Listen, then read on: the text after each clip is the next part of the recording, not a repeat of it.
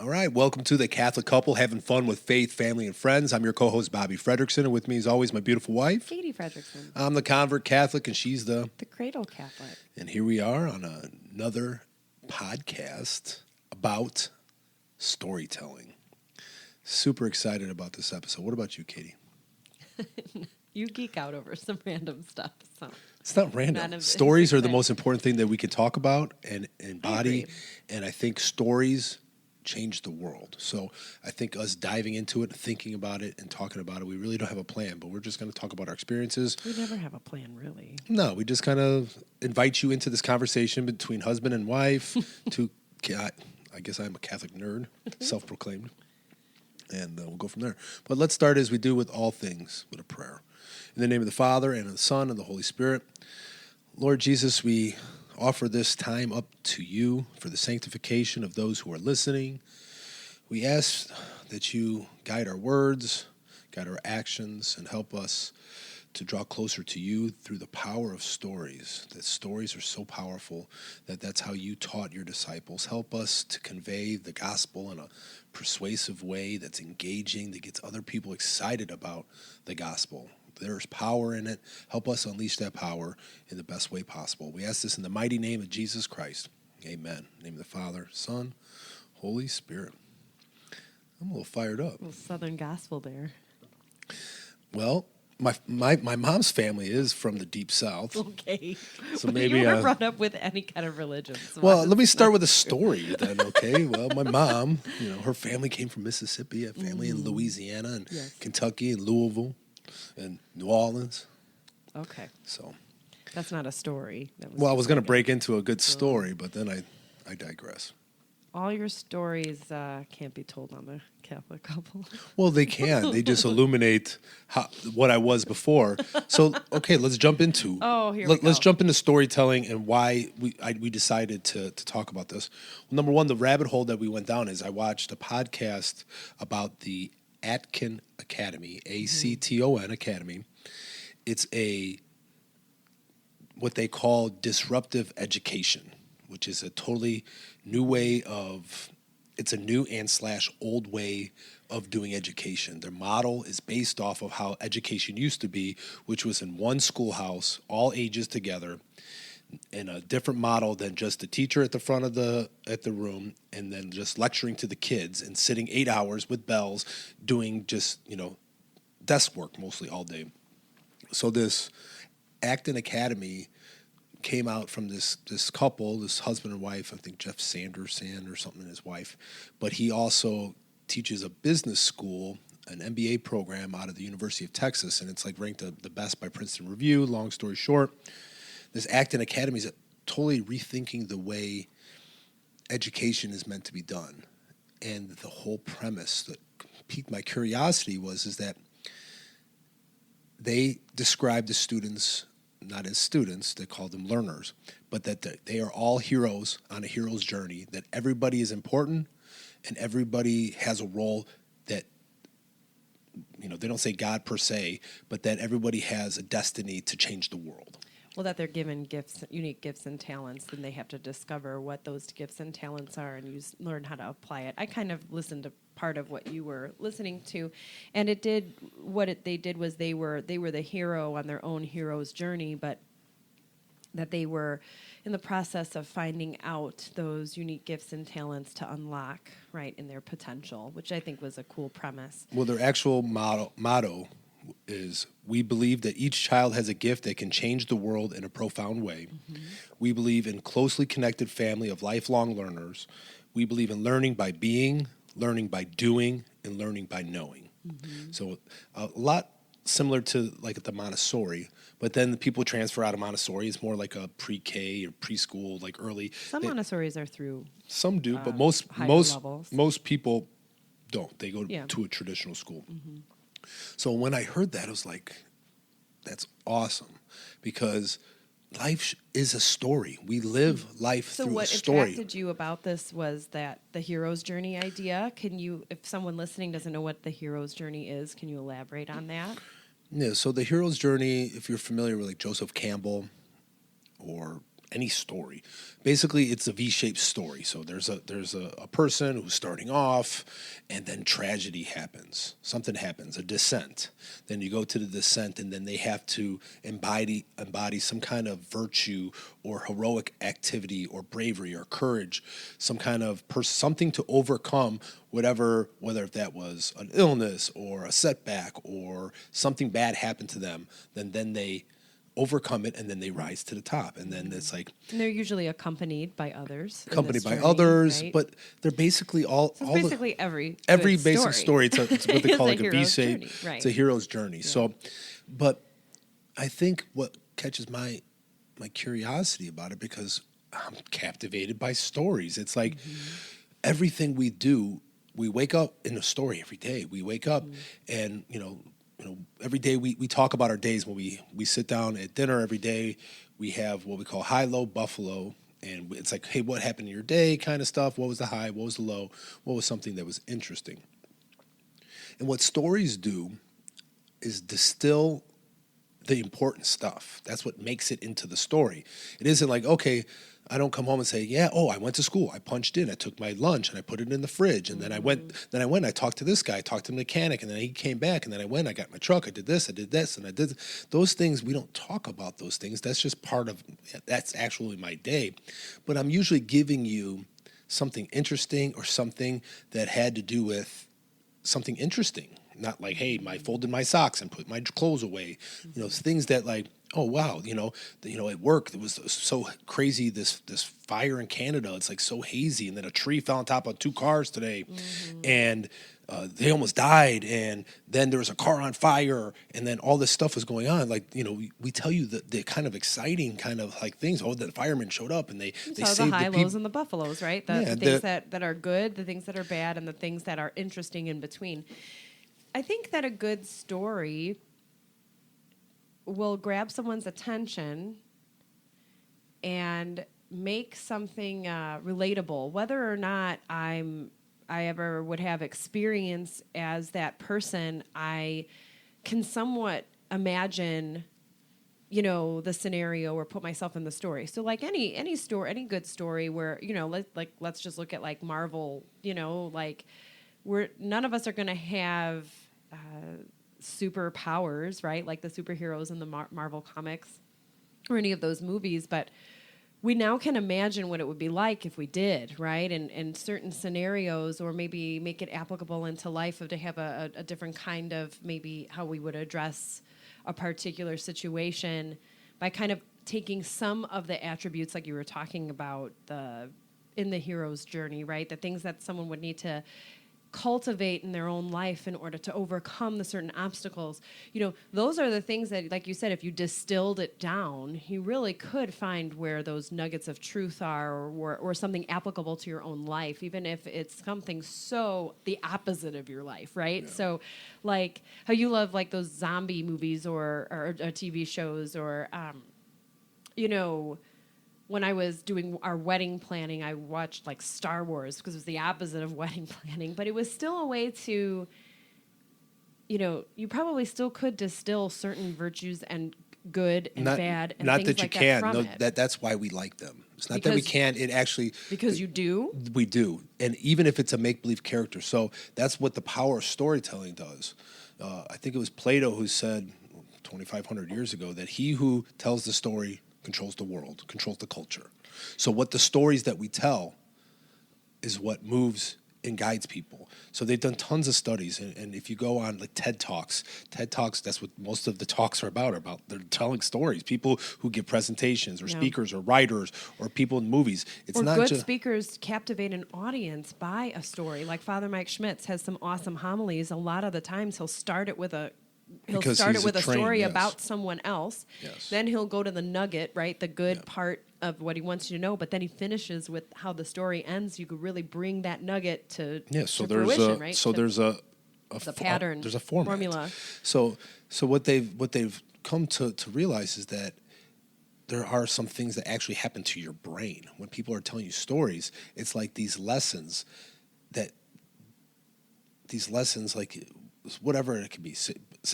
We have Bible stories, obviously if we're talking about David, or we're talking about Noah, or we're talking about Abraham, or all these different stories.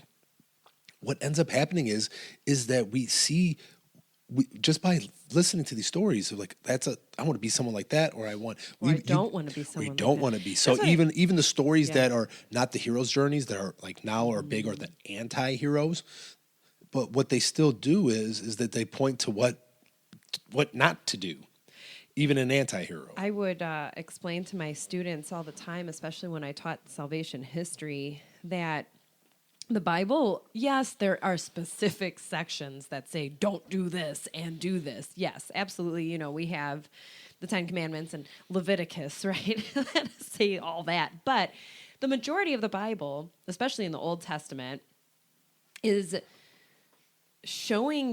not, I said, God doesn't just tell you what to do and what not to do. A lot of the Bible is God showing you by what happens to these characters when they make certain decisions, shows you what's right and wrong, shows you Abraham's a little bit more of a complex story, but in the true sense, though, if you look at like Abraham and Isaac and how God was telling him about sacrificing his son, if you put it in the context of that time period, that is what other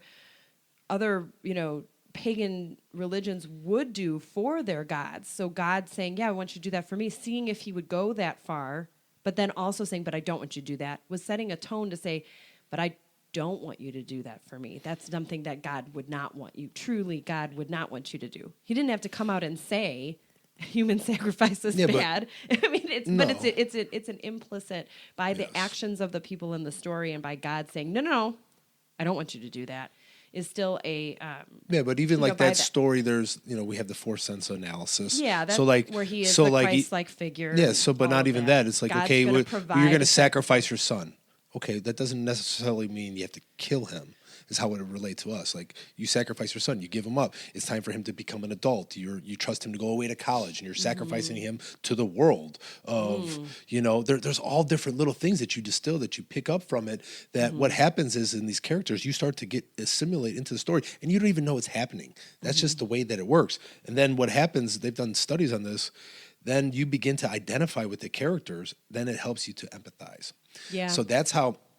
Like, for example, like with COVID, when COVID started, you started hearing all these people die. But when they start telling you individual stories, then that helps you try to empathize with, okay, well, I don't know anybody that died, but this person, they died. And you start hearing these stories, then it's like, it touches you more. Yeah. It's like you're just what did Stalin say? Like, when 1 million people die, that's just a statistic. But if you talk about the one person that someone knew, it's different. It's like, all these millions of people died. Yeah. Okay, you're not putting a story, but if you tell the story about Maximilian Kolbe and how he was in the prison camp and that he sacrificed himself for a prisoner, and then he went on and his family, and then he went on to have all these offspring and all these children that came back. back. Then you can take that and relate it to yourself and think, wow, a small act that I do can impact someone else for generations. Yes. Because, like, you can make it. You can, in some way, shape, or form. I guess it is psychological. Your brain starts to how could I apply that to my life? You don't realize that you are doing it. Then You're right. You relate. You try, and that's why I get, when you watch certain shows and I can't identify with a character in it, I hate the show. Right? If I can't believe in a character in that show, or if I can't find a glimmer of something in that character, or I end up really not liking the show, or wanting anything to do with it, because I must really want that attachment, right? Like making it applicable. You do. If I can't, you have to have at least one character who's like virtuous. So let me ask this: if let's go back to that Plato quote, "He who controls the stories, or who tells the stories, controls the world." That's Plato. Yeah, let's talk about that. So doesn't it matter what movies and TV shows you watch? Isn't that what forms your exactly. you? Isn't that what forms and what you put in really is what comes out? But also then, parents, what you let your children watch and read and be exposed to matters too. Big time. But you know what? I can't help but think, if truth is objective, right? If there are certain truths that are objective, and there are obviously some subjective truths, but I'm just talking about objective truth in and of itself, I think it still shines through even the really bad stories. the stories that try to push a narrative, right? There's still elements of things that are true in even the worst stories, like sacrificial love. That love is sacrificial. Even like like I just know that from watching things that I'll get like ugh over, but I'll still be like, but that character still, the hero sacrifices for others, even in this horrible narrative, even in the stuff that they're pushing, right?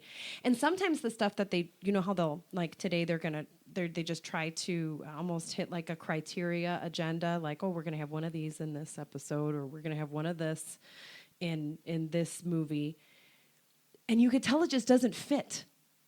Because it feels forced. You can tell when it doesn't, because it doesn't click. It doesn't match with that objective truth. I guess I need to have a story to be able. Well, what we're longing for are those archetypical stories, where the archetypes. So when it goes against those archetypes, then it feels weird. Yeah. So that's like, for example, like how, does Pinocchio, or how does any of these Disney movies that have been so popular, like you have to first start by saying, like, you go along with this whole thing, like Pinocchio. It's like, okay, a cricket is like the conscience, and there's a puppet, and he's going to be a real boy, and he goes to Pleasure Island, and like you just take that all face value and you go with watching that it. as an adult is actually a really good. There's stranger danger message there. There's a lot in there that as a kid you're not human listening. Trafficking and all yeah, that. but there's human really trafficking, Pleasure Island, and it's a creepy fox and a cat. And how they get him there. And how they get him there, and promises they make to him. I mean, it really is. And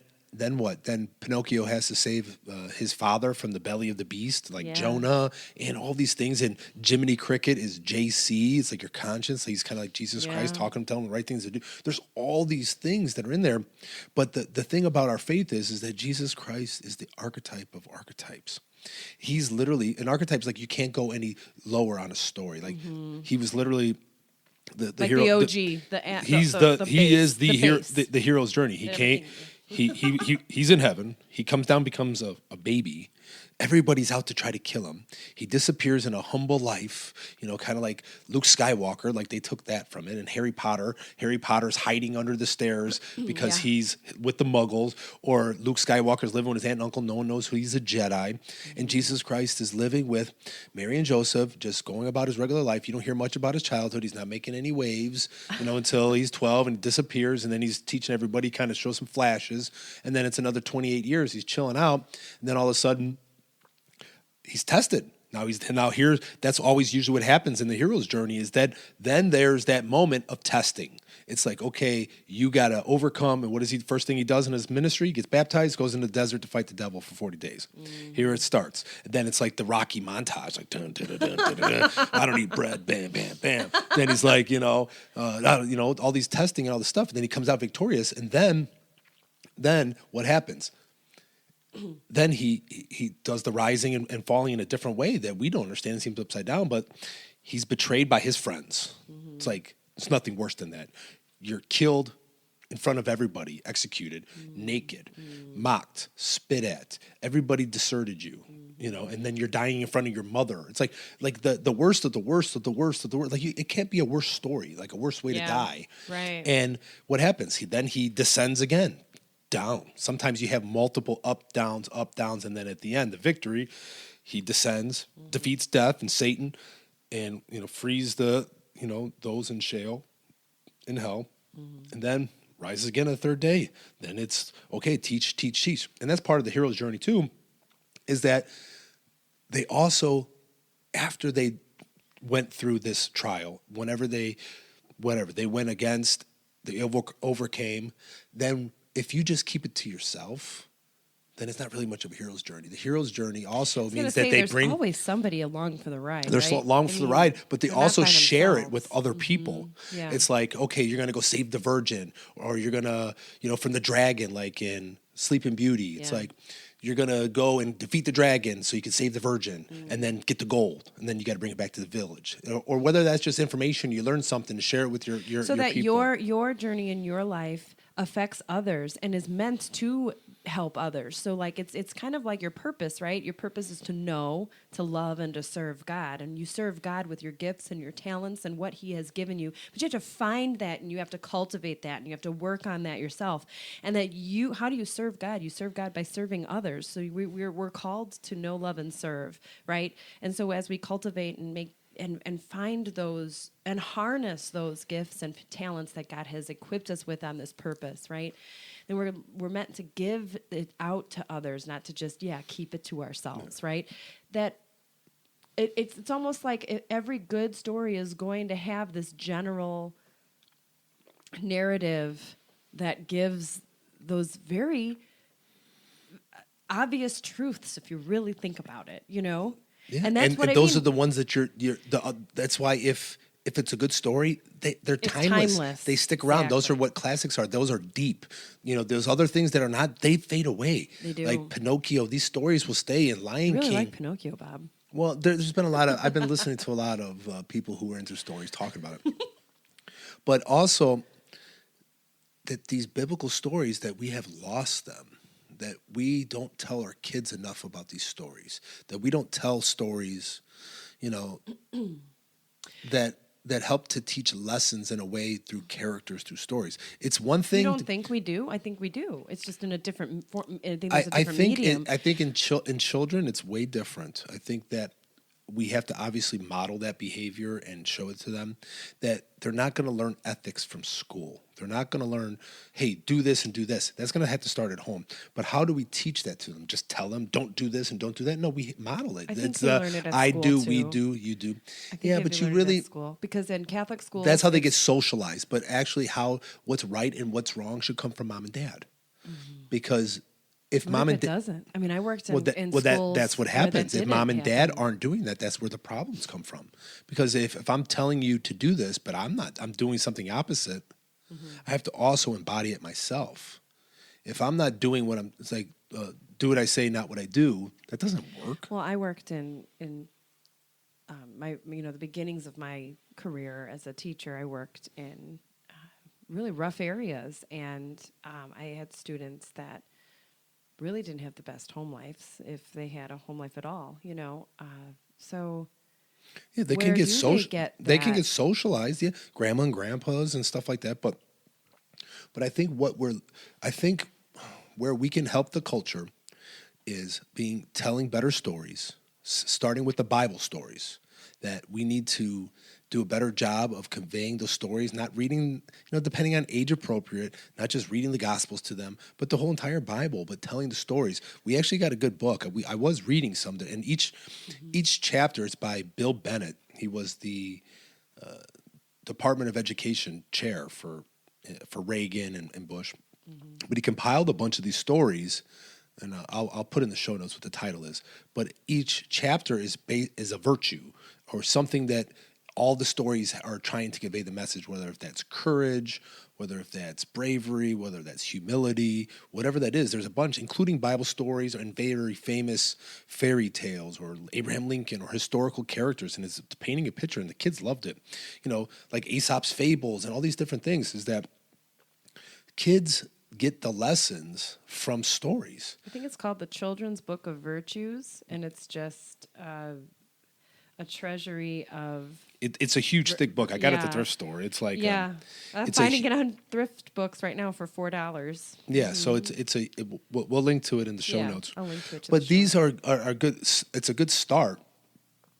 But what also got me thinking about the storytelling is that, like you hit on, like Father Mike Schmitz, he's good at his homilies. Why millions of people listen to him, because he knows that he tells stories. And somebody else who we also have been following and I've seen live, and he's great at it, and he's actually just released a new program, which will also link to it, is Father John Ricardo, which is called Rescue Story, which it's like 8 or 9 videos. It's free. I'll link to his organization, Acts 29. It's called The Rescue Project, or The Rescue Stories, the book. And it's 9 videos, and he breaks it down into the hero's journey, but he does it not just about Jesus, but about the whole plan. It's this arc, is that creation, God made everything perfect, everything was good, then the fall, and then I mean, he used four. So this is the kerygma. The basic proclamation, Like the bad news. which You got to know the the good bad news, the You got to know bad, the bad news in order to know that the good news. but you got to know why first the news that is the good news. Yeah. So that this was God's original plan, Yeah. but this what happened: creation, all was good, the fall, but then the rescue story. Yeah. That's the story that God so loved the world, he sent his only son, that Right. God became incarnate to rectify and to reconcile us to himself, and that the last would be what's our response to that is that we have to freely choose to be rescued and to live that life and to do that. So that's an arc. It's the same thing. It's here, a fall, up, a journey, and how we're going to enter into that story. Right, and then again, if we are Christians whose lives have been changed, then every single one of us has our own story to tell. Yes. And so I think that would be your next step then, is really understanding your own story and how to share that story with others. Because again, if we're on this hero's journey, right? If we are cultivating virtues in certain, certain ways to live our lives, right? If we're working on that and we've discovered certain things and we're supposed to share it with others, and really nobody can argue with your own personal story, right? Yeah, so that's you the can only best part you about can it. only attest to how God's worked in your life. You really, it's not pushing anything on anybody. It's your You don't own have to know. personal You don't have to know story. any apologetics. You just have to know Well, your story. just your But story. not just knowing your story. I think what'll help is that if you write it out or practice it or know the basic formula. This is how I was. This is what happened. I was rescued, and this is my response, and this is how it went. For me, And it's then easy as the convert. I was baptized, pagan, had a crazy You were conversion. baptized pagan? I was baptized, then I was pagan for most of my life, and then I had a rescue story where God rescued me at one mass, first mass, and then my response, which is trying to, to live up and to respond to that call every single day. So, but me, I've told it a bunch of times. If you haven't heard it, it's on one of our first podcasts. Go into Bob's conversion story. And I it's also also on Father Declan's grounded in faith. I'll link to that We'll also. link to that also. But I think why people resonate with them, especially when you get good at them. I mean, good storytellers? They're the ones at parties who are getting, people are listening to them because they're, you don't have to be charismatic, but everybody is, whether you admit it or not, everyone's selling either yourself, your Jesus, you're selling your business, you're selling your kids on what they should be doing. And the better we get at telling stories, the better we're going to be at of spreading the good news, which is the best story. It's the story. Or why you're, hey, clean your room. Well, why should I clean my room? Because I said so. That isn't a story. But if you tell your kids about, hey, some kind of story that relates to about being clean and what these habits that you build when you have things and you put them in order, that God created the universe in order, that there is an order to things, that things have a purpose and where they're at has a reason, and you kind of show it to them, you walk through them, then it's like, okay, I get it. Not just because I said so, but every instant that we have an opportunity to inspire. Stories inspire people, and that's where I was getting at when we first started, was about that school, is that I was inspired By their story. And I'm not even in education anymore, but I'm like, man, I started thinking, man, that would be cool. And then we started going down the rabbit hole. They actually have one in Chicago that's the first Catholic model. I'd love to get that person on the So show and pick their brain. So nerd me. So I've already I got the emailed them, contact didn't you? information. I'm gonna interview. I'm gonna reach out to them to try to get them to come on the podcast because I'm super interested. I think it's interesting just to hear people trying something different and being successful at it. And there's finding over out 300. their story. There's over right. 300 schools in the United States right now, but they are 'Cause also one of the things that they did say is that when they assess these students, they assess them randomly, and they do it, I think, once a year still. Just Yes. like we assess our kids, But but we know randomly. when it's coming. They assess them randomly. They don't know when they'll be assessed. It's just happens, and when it happens, it's like whatever. But most of the students are performing at 2.5 grade levels above. Yeah. So that's kind of like, whoa. So that is. What exactly? So what are you doing? And I think a lot of it just has to do with telling the story, and I think we're making learning more Engaging. engaging, relevant. but that's what they do. But also, they are attracting a specific kind of student and a specific kind of family. So you can't Well- paint in broad strokes that this could be for everybody, but it's very interesting. And Well, I think let's put that- it this way. Maybe. The evidence isn't in on that. So, like education before, like let's look at Alexander Hamilton, how he was educated. Yeah. He came. He was he came from an island. He came to New York. They did this kind of education in the early 1700s, late 1700s. This is how all education was, and we had apprenticeships and they're all basically apprenticeships, and that's what these kids at age 12 have to go find their own apprenticeships. Yeah. They have to do all these things that they're voted on to be leaders, mentors among themselves, and like the teachers aren't teachers; they're like guides. But I'm not thinking that we need to totally do that. That's not for everybody. But I think a lot of the best I think practices. it's interesting though to hear and maybe again take some good ideas from it and Yeah, the best apply it to what practices. you have in best practices and Yeah. try to apply some of that. But Exactly. I think the best practice out of the whole thing is that the story is The power of the story power and of the putting the story kids and in telling the kids on a daily basis. Okay, yeah, you're made in God's image and likeness, but okay, that sounds But great. Sit down and be quiet.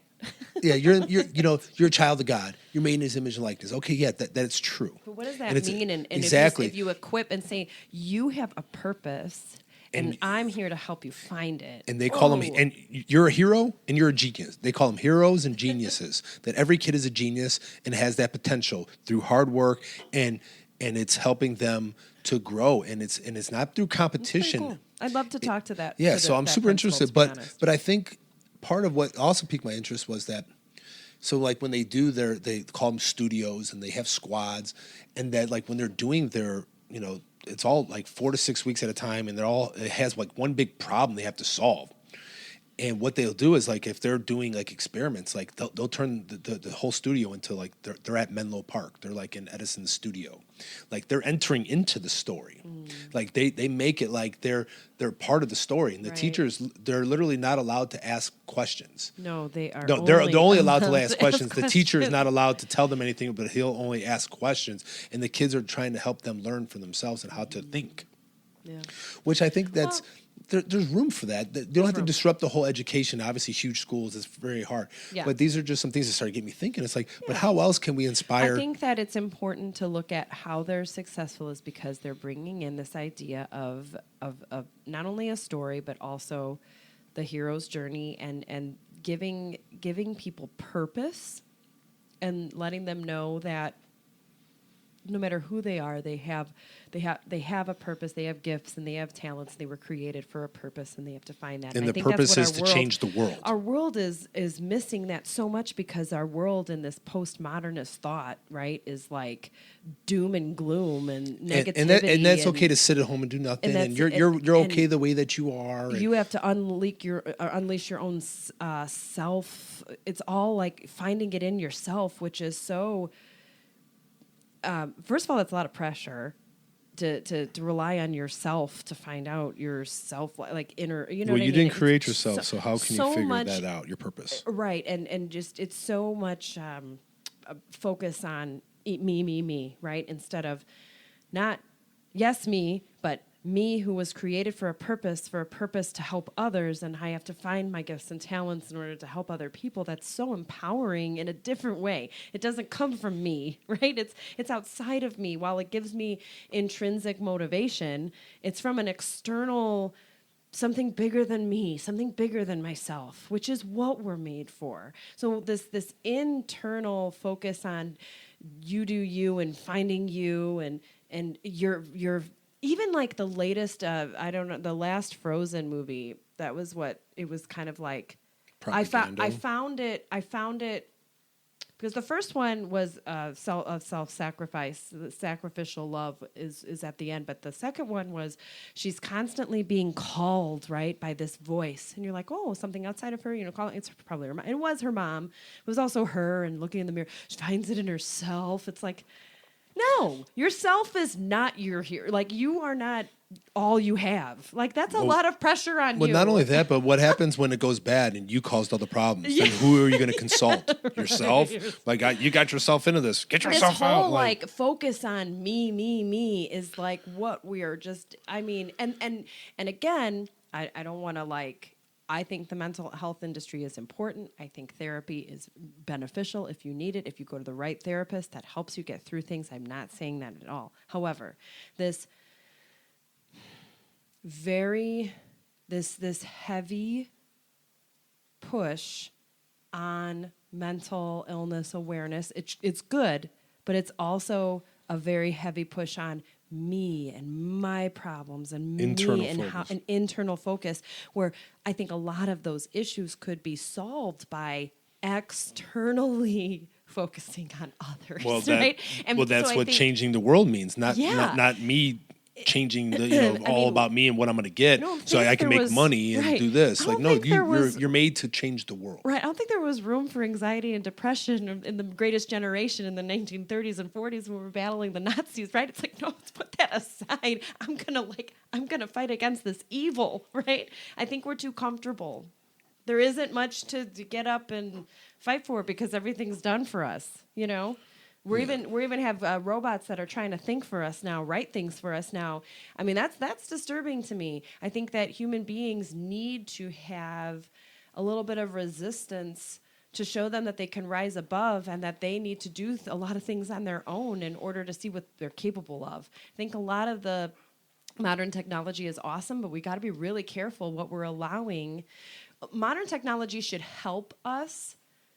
But we, enhance what we are able to do, but it should never take away our intellect or our free will, because that is what defines us as human beings, our intellect and our free will, because we are made in the image and likeness of God because we have an intellect and a free will.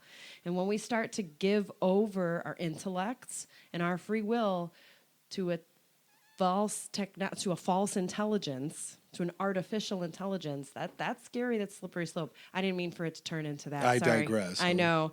I digress. I feel like I was being personally attacked there. I just really Well, wanted I to do get that use out there, Bob. ChatGPT, but I don't use it to write. I think ChatGPT helps you organize your thoughts, but you have to put the thoughts in there to organize them, and then I use it like a template. Understand that it's like they're not going to get everything right. I agree. I don't use. I used an outline for that for today. I haven't even looked at it look yet. at Iron Man, right? You But- look at Iron Man had, what's his name? Oh, what was that? What was Jarvis? that? Jarvis, yes, and Jarvis was That's an exactly artificial what- intelligence that would do, hey, Jarvis, I need you to do this, this, and this. Tony Stark would say that, and then he would do it. But remember that Jarvis went bad. And when he went bad, it was agree. really bad. So anyway, that's a whole. I agree. Other, There's hey, already that's there's another already episode, there's probably, already right? yes there's already been problems with it, and I agree, but So long but story short, but I guarantee I can go into ChatGPT right now, and I can say, hey, I need you to write a story about David. And I need you to convey the message to my children about what it's like to fail and how to overcome and how to write it in a way that's meant for a 7-year-old. That it will help you do stuff like that. I don't think it's all bad, just like most things. Just like Google when it first came out, everyone's like, that's bad. Well, yeah, because the internet and 90% of the internet is porn. I mean, so. is it still? Yes. Ew. Yes. I just don't want to know. Yeah, I don't so want to know that. That's what the statistics Blech. is. And it was through porn and all the money, that's what created more bandwidth and for it to be faster and all these other stuff with it. But Say is that pornography because it sounds more like not as dirty instead of porn. whatever. but the purpose but the thing is that doesn't mean we throw out the whole internet. Yeah. No, I know. I mean, we should obviously have regulations and stuff like that, That's but we don't a throw whole other episode too. Well, we got 2 episodes that we could talk about. Well, we do have speaking about porn, we do have an upcoming episode. How we are does doing any good sentence start with speaking about porn? Speaking about porn, there's a opposite story about porn, and it's about The Body Is Good. We're going to do an episode. We have a guest booked. We have 2 guests, Mr. and Mrs. Pingoy, who Yes. they're doing they teach theology of the body, and they have been so gracious to come on our podcast, and we're going to be talking about the opposite. I think what did Father Mike Schmidt say about porn? He said, the problem with porn isn't that it shows Pornography. Say pornography. pornography. The problem with pornography is not that they show too much; it's that they show too little. Yeah, that's true. So, That's true. Anyway, but I digress. so long story short, We do have some upcoming a awesome good, episodes. yes, a good story will lead you to the understanding of cultivating good habits and virtues in your life that allow you to harness your potential and your purpose in order to help others and fulfill the purpose that God created you for and change the world. I mean, no big deal, right? So Well, think about starting to watch movies, especially those old time. The thing about Disney, yes, Disney took a lot of those older movies. I mean, older like Grimm's fairy tales, and made them actually appropriate for kids. Because if you really read the originals, they're not appropriate for kids. For kids today, anyway. Yeah. Like Cinderella, those stepsisters, they chopped their toes off to get into the shoes, right? Like there's a lot of ugh. It wasn't Snow White, didn't she get like knocked up by somebody or Rapunzel? No, Rapunzel. Rapunzel actually got like when she was up in the tower, someone came up there and she got pregnant. She got raped or something. Yeah. Oh, I never heard that part, but I do know Rumpelstiltskin tears himself to pieces in the real story. But anyway, long story short, Disney whitewashes a little bit of the stuff that would make parents not want their child to watch it, and gives you those nuggets, though, especially in the older movies like Snow White and Pinocchio and Bambi. Bambi's actually really good. It's like a coming of age story, and that a boy that loses his mother and his father has all this responsibility, and then he gets the responsibility. It's really good. Anyway, I think it's interesting to look at these stories, even these young kids, even these kids' stories, to find the nuggets of truth and help your kids. Having the short discussions, over COVID. That's what me and the kids did. We watched all the Disney movies from the first one. So we started with Snow White. We looked them up, and we watched all of them. I think we got all the way up to Beauty and the Beast. I don't know if we went any further, because then we were able to go outside. Or we were able to live life. But actually, at the end of a lot of those, we said and taught, like, because I'm finally sitting and watching them as a parent with my kids. Like, oh, there's some really good lessons to learn in that, especially Pinocchio about stranger danger. Hey, kids, let's talk about this. Like, I even wrote like a little thing out. But well, I think too. Go ahead. I'm sorry. I think that but I'm saying, like, I think if we really understand that the power of stories, and that a good story, especially one that's been around for a long time and is timeless, if we know the formula, having the conversations after we watch a movie, after we go to a movie with our kids, helping them to pull out those nuggets, I think that's really powerful. And even asking them, well, how do you see yourself? You don't have to be lame, like, hey, let's analyze the movie, but just asking to a little follow-up questions, prompting questions to still spark up a conversation about what you just saw. I think is really, sometimes you're not even cognizant of what's happening. Well, I think Christian stories, there has been a big increase of these faith-based movies, which majority of them are pretty cheesy, because they're predictable and stuff like that. Yeah. But we don't have to a good Hallmark movie. Yeah, but you don't have to tell those stories to get the morals and the virtues out, like a Lord of the Rings. I was going to say Lord of the Rings was written by a Catholic. Yeah, J.R. Tolkien. But yeah, exactly. And C.S. Lewis wrote with the Chronicles of Narnia. I mean, but Tolkien. This is where I'm trying to get to my point: is that Tolkien made fun of C.S. Lewis because he made it so overt Christian, like with the line, like Aslan, like it was obviously Jesus, and so because he rises from the dead after he turns himself into the evil.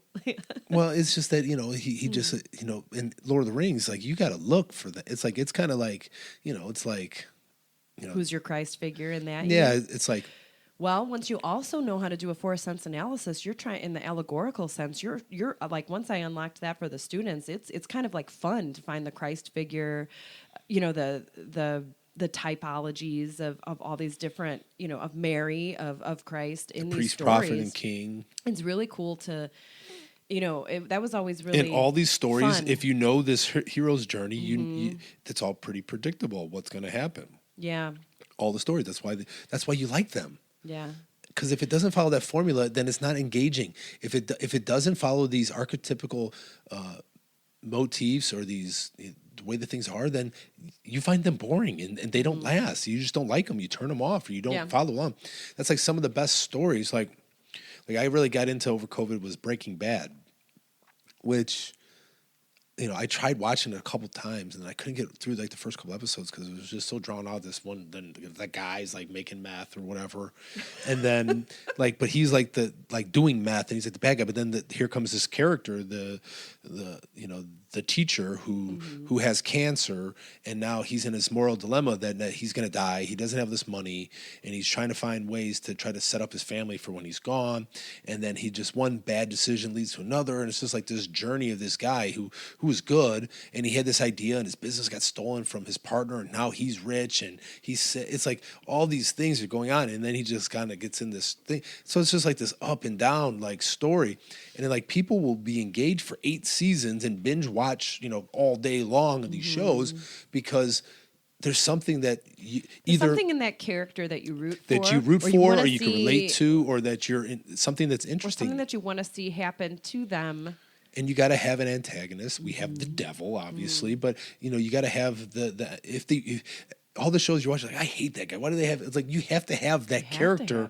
You have to have that the best nemesis. Actors are the villains. That someone that could become that horrible. It's easy to be the hero. Yeah, it's like if you're the actor. But what happens? Some of these characters that are really good at it, these actors these method actors that they like Heath Ledger who became the Joker, or like Daniel Day-Lewis who like literally became Abraham Lincoln for like a year, or he become. Really? I didn't know that one. Oh, he's like he stays into character. Shia LaBeouf's real into he's like that. That's what I. That's just a style of acting. I get a little nervous about the Padre Pio thing and how he wants to be Catholic. I wonder if that was just like a fluke with him and just. No, he's in confirmation right now. Is he really? Yeah, I just saw a new video. Yeah, he's in confirmation, so we pray for him. I did hear that the Padre Pio movie was not good. I heard it was no good. It's just a very rare, not much about Padre Pio, but more about the social hopefully revolution. if anybody gets anything out of, that movie, it's his conversion. Maybe that's the only good thing that'll come from that movie. Then is that if it had him, examine that person's life and their story, right? Yeah. And something touched him there is what. Let's hope that's. Well, let's take it to another step about stories, because we have something even better, something that's even crazier to even understand. That the Jews first understood it, and we've maybe talked about it a little bit on the podcast of when we talk about our story, especially when every Mass is reliving the story of Calvary. It is the story, but it isn't just telling the story. We literally get to enter into it. God being outside of space and time, what we call memory in the Bible. It's amnesis, which is not just remembering, like recalling, but entering into this story.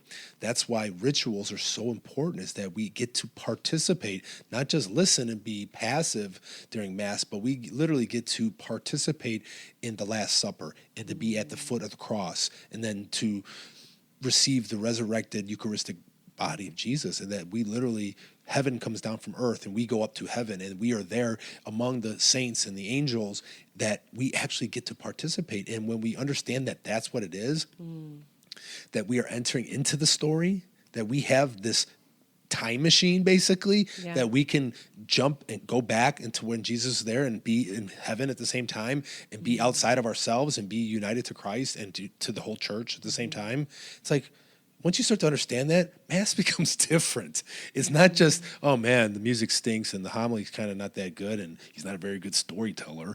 And, but, we're blessed. Shout out to Father Sammy and Father Declan, two of the best, and even Father Declan, they actually just had a retreat with Father John Ricardo. Yeah. And he gets it. He knows the things that are going to change the world are going to be these stories. And priests, you get 15 minutes to tell the story. You got 3 readings. How can you summarize those 3 readings? They're all jammed together for a reason in the lectionary.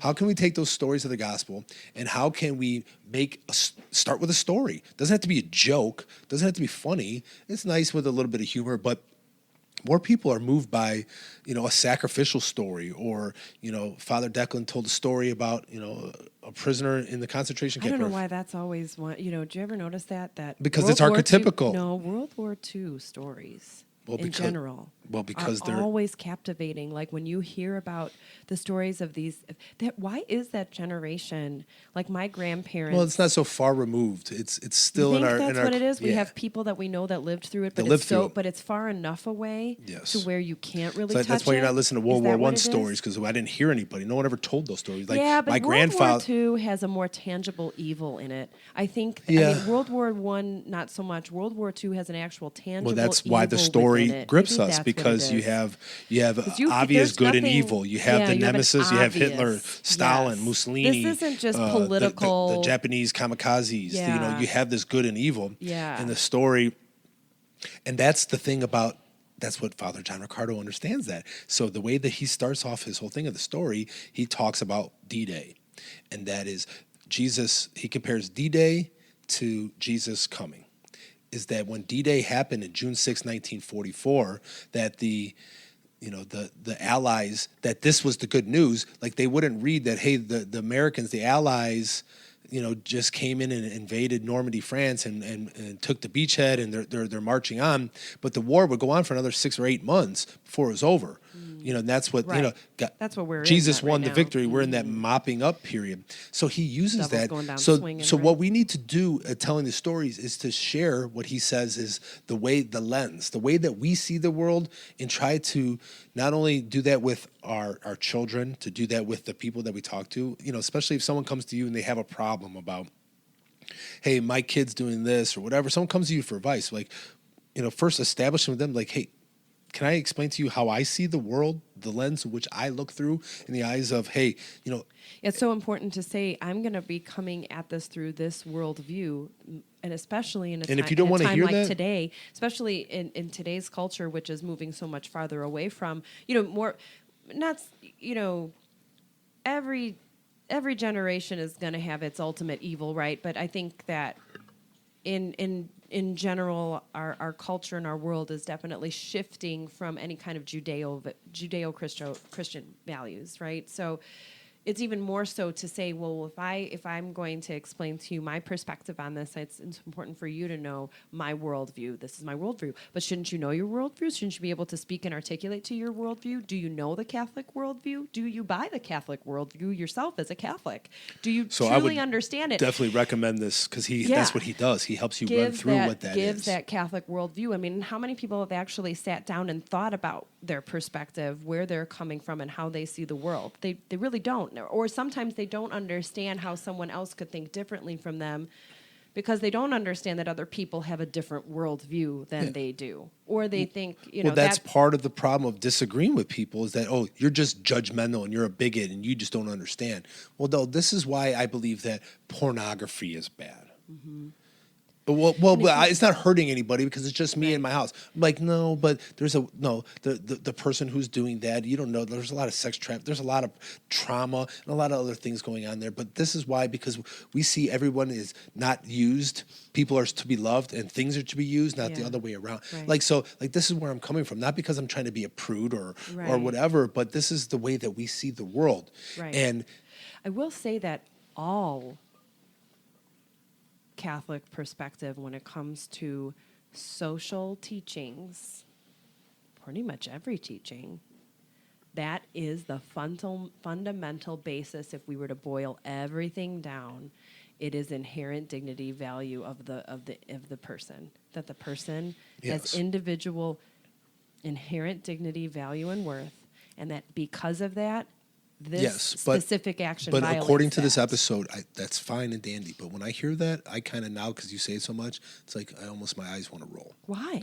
Because I think it doesn't connect. It just sounds like a talking point, almost, to the point like inherent dignity, your value, worth, But if you also follow that up with a story about, hey, this girl that she was in porn and then she had an account, like if you can, Oh, for to try sure. to, Yeah. because it just sounds like, especially Them to saying that's kids, always something if you to just say mess you're with. a child of God, you're made in this and this and Yeah. that, yeah, they hear no, that, but this is that's exactly it. That's right. But you have to start with when you say the truth and you teach the truth and you come at from that angle. When you tell stories like that, you could see why the Catholic Church takes this stance. So you can say, let's go back to what we know about inherent dignity, value, and worth of the human being. If that, then this, right? So in every one of those stories, we could go back to, well, what's that worldview? What's that perspective on the individual? It's this. Well, then now I can apply that to this I specific just think scenario. that we need to do a better job of And telling the that's stories. what we would do. That's what in those. So I would lead with that inherent dignity teaching, and then when we would get into questions about very hot button issues, I could take those stories and still point back to inherent dignity and value. Does that make sense? So, for example, your story about when you're teaching in class. When we were teaching in class about that, we were we had a discussion on inherent dignity, and every day I unpacked a different hot button issue, and this one was abortion. And so we had a discussion, a very open discussion. My students, high school students, were very vocal in a good, positive, respectful way, and we had very good dialogue.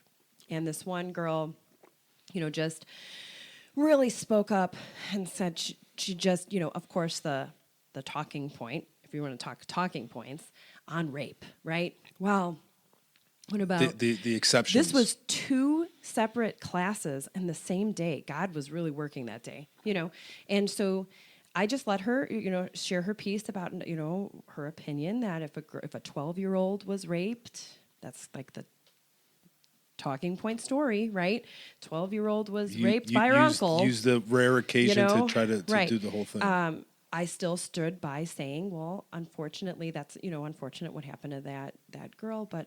2 wrongs don't make a right. No, I said another act of violence doesn't need to be perpetuated onto her body, and that child is innocent, even though her father is not. We went into that.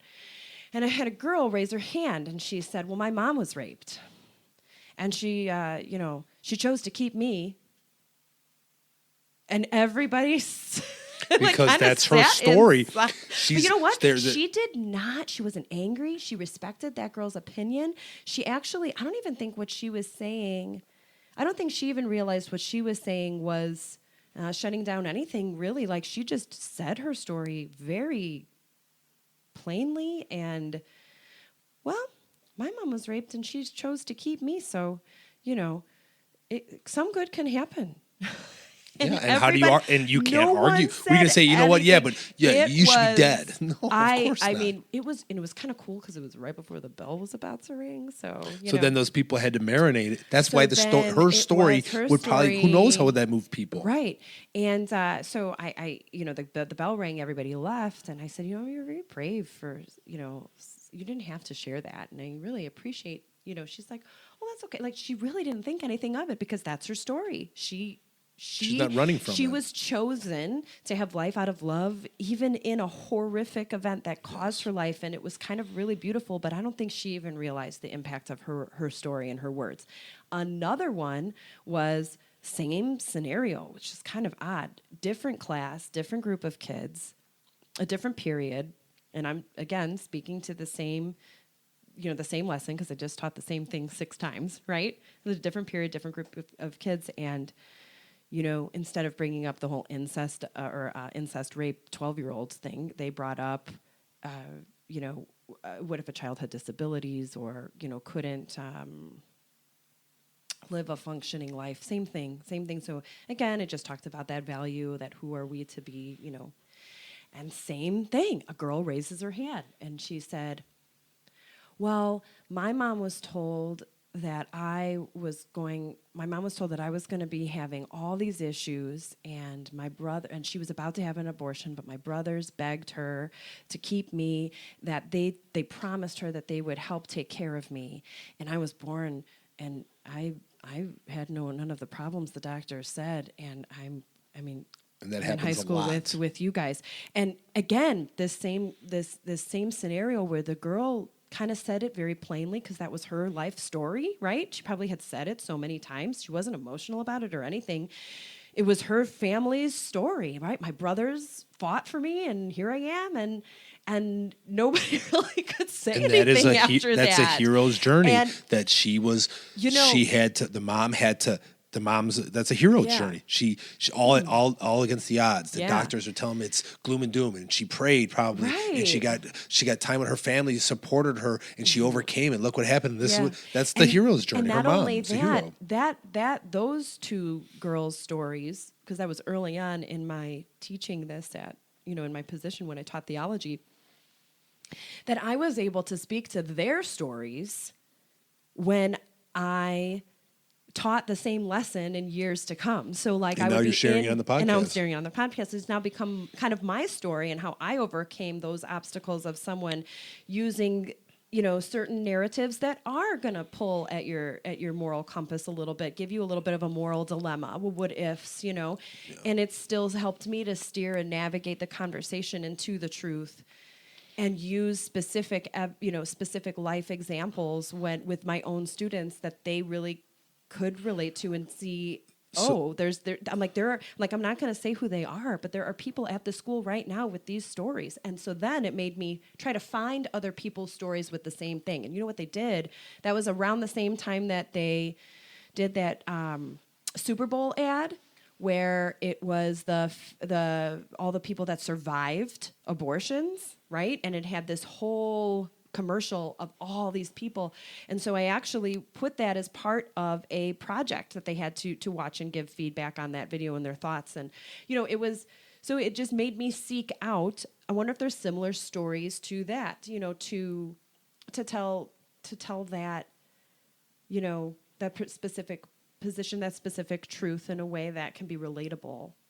Well, I think the main reason for this whole podcast and why I was thinking about we should do this, obviously I was thinking about you and for our kids, you leading a school, and came about because of a school and what they're using with the storytelling, is that finding ways that you to tell stories, whatever it is, to be a better storyteller. I mean, you be better at everything, principal, teacher, and teachers, embracing them, encouraging them to, like, for example, to have different stories for exactly. So like bullying or just whatever, all these different things are, to have like these stories that we tell, especially for the school or what, what I'm saying? Like to help inspire, not just stories about the bad stuff, but obviously the good stuff, the virtues and then the vices. Like, hey, this story about this person, this would happen, and this, where we encourage those, then that's what the kids are here. They're on this hero's journey that they're gonna face, adversity. They're gonna lose sports games. They're gonna get a bad grade. They're not gonna make the team. They're gonna have a family member maybe get sick and die. They're gonna lose their dog. All these different things are gonna happen. But how we learn from it, how we navigate it, how we grow, how we face it with our faith and with humility, that we are on this hero's journey, that's the arc, that these things are gonna happen, but how we get back up and how we fight and how we use those things is that, your mom may have been raped, then you can maybe use that story to help another person who's going through the similar situation, that God, sometimes these things happen to us, our sufferings, so that we can help share our sufferings with other people who are going through those same things. And that the better we are at telling these stories, maybe like an in-service, I'm saying, something like that, where like the art of storytelling, or Right. there's a couple of those books where helping teachers, because they have stories, they just probably they don't think about how Or important think, those things you are. don't want to hear that. Like that No, but about that- me. but Or not your wanting to story, how share their powerful it is. But there's also a part of vulnerability there, or things those that are even people don't better. wanna- That's what or people- articulating and without But there's having the right amount of details versus too many. but that's by But I think practicing it's and getting it down. also another thing to compound this idea of storytelling is the saints. Exactly. I mean, like, we really do make the saints boring sometimes. Super boring. I can't stand when you go anything about a saint, that you sit there and hear when they were born, where they were born, who their parents were, and how holy they were. No, give me a break. I want to hear so and so. This is how went they through were, this really their difficult hero's journey. thing. I want to know the dirt a little bit, or I want to hear what they went through, how they overcame it, their strengths, and it really is. Anytime you ever hear someone, and I shouldn't say that, that's speaking in really big, broad terms, but a lot of the time, that is how every single saint's story starts. Saint Francis was born in 1532 to a wealthy family of this, and then he rejected. And then you get to like the really good part after I'm not paying attention anymore. So let's think let's that change we the need art to of storytelling of the saints, because these people made it. They overcame these obstacles, and they made it to heaven. So instead of just doing a biography saint report, how about Yeah. you write a hero's journey about the saint? Yeah, I want to right? how they were before, how they had to go through trials and tribulations. Yeah, like, and then give me the start strong, because they man. are This heroes. is- They're in yeah. heaven. They made it to heaven. Don't you That's dare why. start in 1592. I don't want to hear the year. You've already lost me. So anyway, what I'm saying is we can so easily make the amazing boring as human beings. We really do. So why not for Saints Day this year do something where you do like a heroes, you're creating heroes, stories. Yeah. They can come up with. Well, that could be something the teachers can do. So maybe I'll That's what give I'm that trying to idea. say. Yeah, there's some ideas out there. Yeah. I just think that as parents, first and foremost, as our primary kids, educators, as the leaders in our households, the leaders of faith, who sit and watch TV and movies and read stories and books with our kids all the time. Let's use this lens and in our own lives too. When we're reading and watching and listening, let's try to find those nuggets and try to apply them. Yeah, I know, because I was thinking about tomorrow if I have to give the talk to our small group. I was thinking you should do just on storytelling. I was going to tell a story. I have a story I was going to tell and then talk about it. Actually, it was the day. And then we should all the practice day of our the stories. the day of the birth of our first child. Oh no, that's what you're going to do? Haven't you Well. told that story before? With a different angle. I'm in it. Yeah, I know. Everybody, I have to drag her down here because she doesn't like to talk about herself or start talking about her work. She wants to change the subject. Anything about Katie, she's very humble, and I appreciate it. She balances us out. Yeah. You guys notice it's the Bob Show a lot. No, I'm kidding. It's fine. I like that. I like it that way. I don't want that to change. Well, We balance each other out. But okay, so find your story, tell your story, and then find you the story in all the stories. One thing that I do want to say before we close out this episode is when we talk about Jesus being on the hero's journey too, I think there could be a good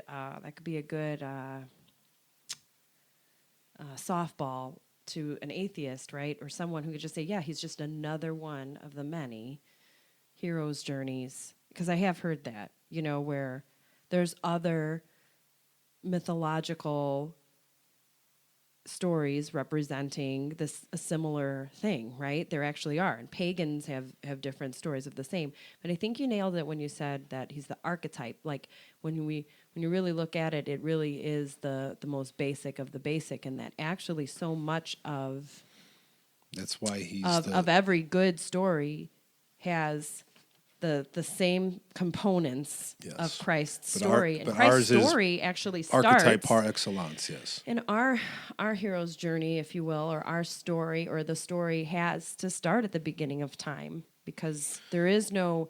And how does There the is story no start? rescue In the without beginning, knowing- there yeah. was the word. It's just like So- in a galaxy far, far away. In the beginning, the Bible starts with a story. In all fairness, it really is. He is the groundwork, the baseline, the archetype that you can't really get any more pure of a hero's journey, of a he's story than sinless, his. he- So you look at betrayal, any of the right. There's just That's why he's Yeah. not just the king. He's the King of Kings. He's the Lord of Lords. It's like Right. it's like then it's letting and it's putting those titles there. It's like yeah. there's these stories. Okay, yeah, David was a type. David was a priest He was a priest also, but he had Melchizedek. He had all these other different things, but no, he's priest, prophet, king. No, he's the par excellence. Right. He's that. And that's what's true. It's like the story is historical. It's fact. There's no disputing that Jesus actually existed. And if you know history and historical criticisms and stuff like that, of the evidence and all these different things, we can go down that rabbit hole. But it's just, let's do a better job of telling the story, the kerygma, the proclamation, the basic news that, God created the universe. And we'll share the Father John Ricardo's and a good question. He gives you a lot of good questions to kind of start with. Well, why is there something rather than nothing? Because God, He wanted to share this with us. He wanted us to be part of it. He's in the Trinity, which is a perfect union. He didn't need anybody else. He wanted us. He loved us into this. He wanted us to be part of that. So, that's a good question. So, well, it's all random. Well, why is there something rather than nothing? How do you answer that question? And then it's something to enter into that, because God loves us so much, because He wants us to be part of that creation. Not that He needs us, but that He loves us. So stuff like that. So we all can do a better job. Like I said, we could do a better job selling stories to our kids on why they should do what they're doing, whether that's anything. Like the saying, like, it doesn't matter if you win or lose, it's how you play the game. Like, kids don't really understand, like, what do you mean? No, I want to win. No, it's like, you want to play the game so that the next time the team wants you to be on their team, that you're a good teammate, that you play well, that you're a gracious winner, and you're not a sore loser, and you play well with others, and you don't cheat, and you cheer your other teammates on, you're encouraging. Like, those things matter more than that you won this one game, that we're playing the game of games of life, which is a million games, and it's important not what you do, but who you become. And but when you say that little axiom that we say is like, it doesn't, whether if you win or lose, it's how you play the game. It's like a kid doesn't understand that, but they start to they get it through if you told that through a story. Like, hey, Michael Jordan didn't make his high school team, but in the off season he worked. That's what I mean about making it applicable. I mean, you're never really going to be in Michael Jordan's shoes, but you can kind of take a little bit of something from his life and make it applicable to your own. No, but people. Like I said, the way that stories work, that's what I'm saying, is that they start to identify. Well, if he did it, that's what I just said. I can do it. You can. I'm not going to. I am definitely not going to have a similar life to Michael Jordan's, but I can probably find some things that happened to him. Yeah, but it could be. I could apply to my. Could be that you didn't make the swim team, or you're in piano, or whatever, or the band. It's still we're living in the human experience, right? Everyone's going to have. Everyone's going to have certain aspects that everyone. That things didn't go the way that you thought they were supposed to go, and that something bad happens, and how you handle it is your hero's journey, because you were put, that thing that happened was for a reason, to make you better, whether that's somewhere you don't want to be or something that you're doing, whatever that may be, that they're there for a purpose, that all things work together, that there is maybe helping you to help the next person, or whatever it may be, or to get you to heaven. Sometimes God humbles us because that was taking us in the wrong direction and doing these things. So sanctifies. Yeah. So in honor of Saint Jose Maria Escriva, that he said that when instead of saying that person annoys me, say that person sanctifies me. I think Rick Warren called that your sandpaper people. Right? Sandpaper people. I have a lot of those in my life, roughing out all these rough edges, scraping on me, like on my eyeballs. That's what it felt like today. Aww. And I'm just praying for him. Yeah. That's all I can do. Long story short. Long story long. Yeah, and unnecessary details in stories aren't necessary. Unless they make the story. They make the story. If they make the story. Sometimes you need a series of details because they're important for the If you can't tell, this is an inside conversation, because Katie loves to tell stories with every detail. And I'm always like, hello. I did throw shade when he wanted to do this podcast, because I was like, but you don't like stories. You don't like when I tell them. It's like, well, maybe I just don't like. Maybe you need to read this book that I'm reading right now, TED Talks. It's How to Talk Like TED, it's called. I just started it. Great. How to be a better storyteller. That's not insulting. Okay. You want to wrap this up with a prayer? I would love to. Okay. In the name of the Father, Son, Holy Spirit. Glory be to the Father, and to the Son, and to the Holy Spirit, as it was in the beginning, is now, and ever shall be, world without end. Amen. Thank you for listening, and live the story. Tell your story. Tell your story. Tell God's story. Know your story, then tell your story. Amen, sister. Good night.